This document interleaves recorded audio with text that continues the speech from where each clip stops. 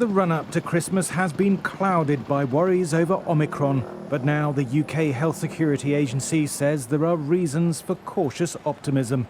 Its analysis has confirmed the variant causes milder symptoms than Delta. This is a sign that as an individual, your risk of severe disease is potentially reduced and your risk of hospitalization is reduced. However, we've got very high amounts of infection circulating. And so the more infections that we have circulating in our population, the more people that will get admitted to hospital and put hospitals under pressure.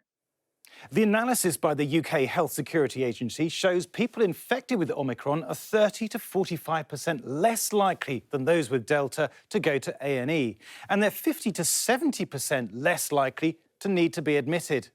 There are a couple of caveats, though. The number crunching was on just 132 hospitalised Omicron cases, and there were very few over the age of 60, the group most at risk of serious disease. But even a much milder virus could still overwhelm the NHS. Take a look at this. Scientists at the University of Warwick have modelled what could happen if Omicron severity was just 20% of Delta's. They found Plan B won't be enough to reduce the pressure on hospitals.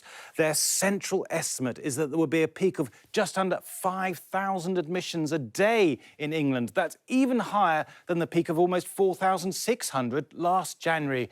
There's a lot of uncertainty, though, as you can see from all that shading.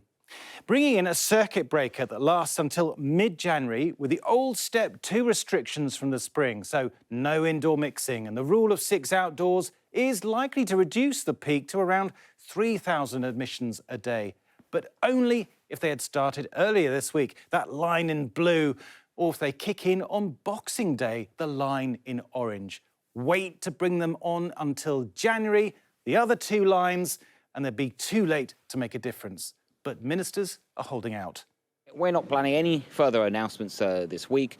I want people to despite the caution that we're all taking, the sensible caution, people should enjoy their Christmases with their families and friends. Of course, remain cautious, and we will keep the situation under review. Even if the variant isn't the threat that many had feared based on its mutations, scientists warn we may not be so fortunate next time. Viruses are not really intending to damage their host. They just want to replicate and transmit. And we now see there's a paradigm or a mechanism for the virus to fulfill all of its evolutionary needs without harming us to a similar degree. But of course, the next variant that arises may not do this. It may be completely different. And therefore, the strategies for vaccination, infection control really need to be considered carefully. So today you're going to get the Pfizer vaccine. The UK Health Security Agency also found the effect of the booster is already beginning to wane, with protection against symptomatic disease dropping by 15 to 25% 10 weeks after having the jab. It says protection against serious disease is likely to hold up for longer, and there are no signs yet that the UK needs to follow Israel in giving people a fourth dose. Thomas Moore, Sky News.